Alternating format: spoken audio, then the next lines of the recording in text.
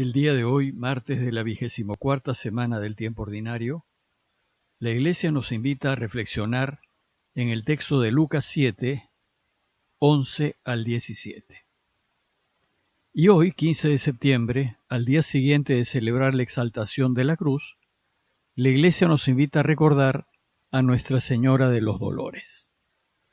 Se trata de venerar a María en cuanto madre profundamente adolorida, apenada y afligida por la muerte de su Hijo, pero sobre todo por la forma tan terrible como murió.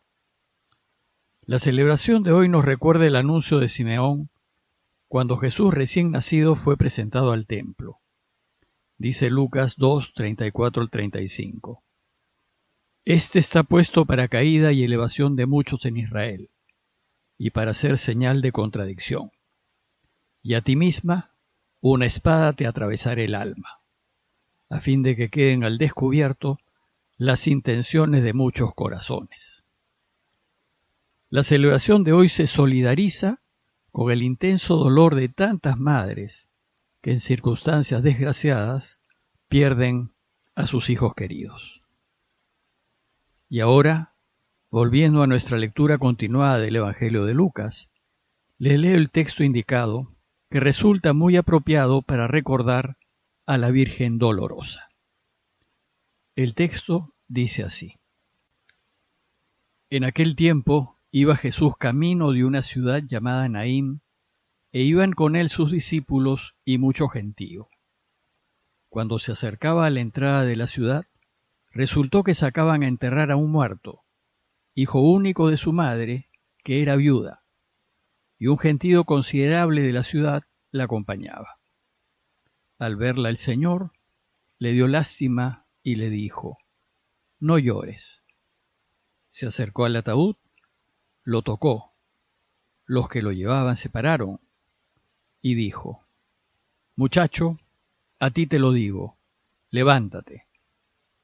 El muerto se incorporó y empezó a hablar, y Jesús se lo entregó a su madre. Todos sobrecogidos daban gloria a Dios diciendo: Un gran profeta ha surgido entre nosotros. Dios ha visitado a su pueblo. La noticia del hecho se divulgó por toda la comarca y por Judea entera. Luego de curar al siervo del centurión, sin entrar en su casa y solo con el poder de su palabra, Lucas nos dice que Jesús se fue a Naín. Iba Jesús camino de una ciudad llamada Naín.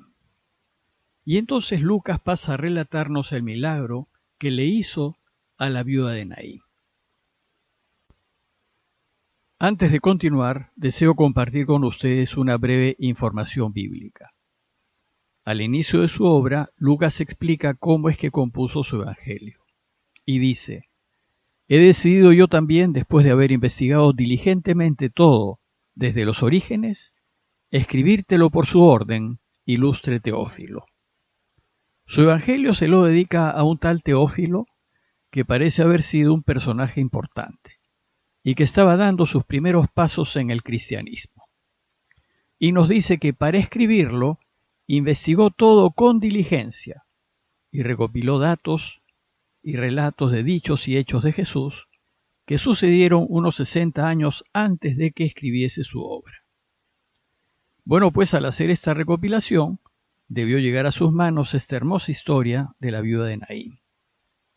Les digo esto porque se trata de un relato que solo se encuentra en el Evangelio de Lucas. Naín era un pequeño poblado de las llanuras de Galilea, que quedaba cerca de Nazaret y más bien distante del lago, a unos 40 kilómetros de Cafarnaúm. En tiempos de Jesús, Naín era un pueblo próspero, rodeado de huertos de olivos e higueras, gracias a un manantial cercano que tenía abundante agua. Parece que en ese tiempo Naín estaba amurallada, pues el relato nos dice que Jesús se acercaba a la entrada de la ciudad. Hoy Naín es un poblado minúsculo, sin murallas y sin importancia alguna. En el relato que vimos ayer, Jesús estaba en Cafarnaúm, y ahora, en este relato, está 40 kilómetros más lejos. Menciono esto solo para que nos hagamos una idea de todo lo que caminó Jesús durante su misión en Galilea. Además, Lucas nos dice que Jesús fue hacia Naín con sus discípulos y mucho gentío, lo que nos indica que la fama de Jesús se había extendido por toda la región y muchos dejaban sus actividades diarias para seguirlo, fascinados con lo que enseñaba. Bueno, pues luego de esta introducción, veamos con más detenimiento el relato de hoy. Dice el texto que cuando Jesús se acercaba a la entrada de la ciudad, resultó que sacaban a enterrar a un muerto, hijo único de su madre, que era viuda, y un gentío considerable de la ciudad la acompañaba. Esta frase inicial nos informa de lo dramático de la situación. Había muerto el hijo único de una viuda. Como saben, en la cultura judía de ese tiempo, una mujer para subsistir dependía completamente del hombre. Las viudas en general se encontraban en una situación muy desventajosa. Por las leyes judías, la esposa no podía heredar la propiedad del marido fallecido, y para mantenerse no le quedaba sino depender de sus hijos o de los parientes de su marido, y por lo general no podían disponer de nada. Resulta que esta viuda solo dependía de su único hijo, y resulta que este único hijo también se le muere. Sola, sin ningún hombre a su lado, el futuro de esta mujer era terrible, y probablemente no le quedase otra que mendigar para comer. Lucas nos dice que un gentío considerable de la ciudad acompañaba el cortejo fúnebre. Jesús, al pasar cerca de Naín, ve el cortejo que salía de la ciudad para enterrar al muchacho. Y dice Lucas que, al verla el Señor, le dio lástima. Jesús se compadece profundamente al ver a la mujer.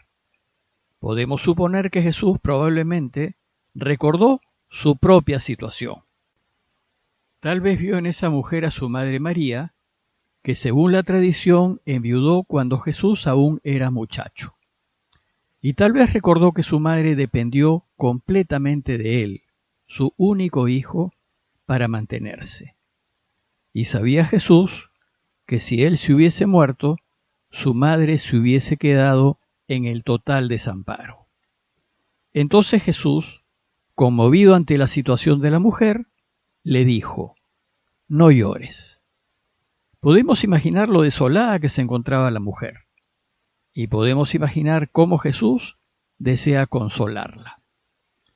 Y entonces Jesús, por propia iniciativa, y sin que se lo pidan, decide ayudarla.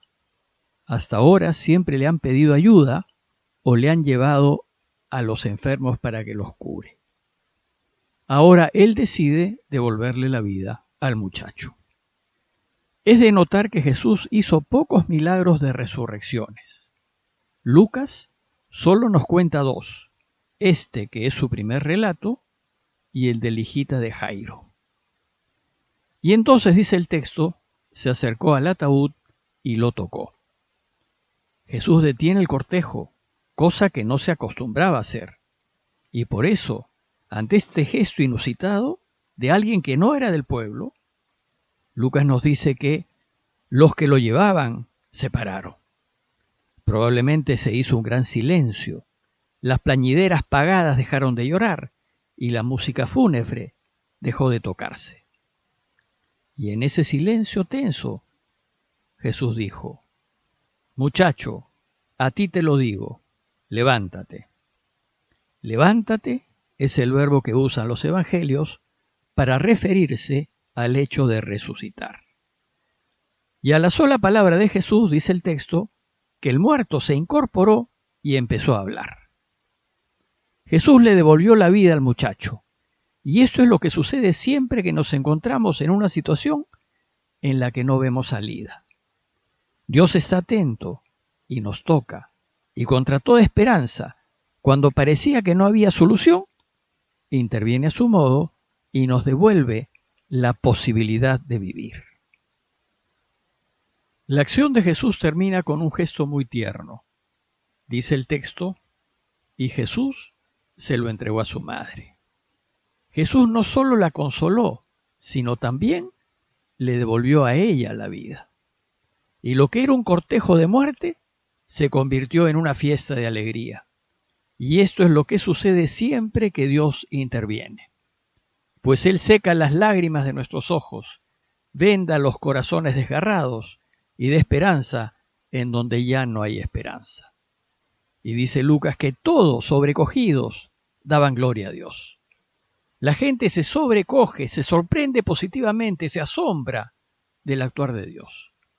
Y cuando Dios interviene en nuestras vidas, lo único que podemos hacer es darle gloria. Pero, para sorpresa nuestra, la gente solo lo reconoce como un gran profeta, comparable a Elías y a Eliseo. Pues dice, un gran profeta surgido entre nosotros. Dios ha visitado a su pueblo. En los inicios de su vida pública, la gente consideró que Jesús fue solo un profeta. Como veremos, solo un pequeño grupo de sus más cercanos lo consideraron el Mesías. Y será después de su resurrección que esa pequeña iglesia que había formado lo reconocerá también como Dios. Afirmar que Jesús es Dios es un salto de fe que solo brotará después de caminar con Él y después de conocerlo y de amarlo. Lo cierto es que la noticia del hecho, dice el texto, se divulgó por toda la comarca y por Judea entera. La mención de Judea indica el sur, en donde está Jerusalén. Su fama lo precederá. A modo de conclusión, los invito a considerar, en primer lugar, la facilidad con la que Jesús se identifica con el dolor del prójimo, cómo se pone en su lugar y cómo entonces le brota el deseo de ayudar, y cómo esto es lo que espera que nosotros hagamos. Y luego, considerar que hay que esperar en Dios contra toda esperanza, pues cuando parece que ya no hay remedio, Él nos mirará y tocará nuestras vidas muertas para devolvernos la alegría de vivir. No dejemos de pedir hoy de manera especial por todas las familias que están perdiendo a familiares a causa del virus, para que el Señor les toque el corazón y les devuelva la esperanza de vivir. Parroquia de Fátima, Miraflores, Lima.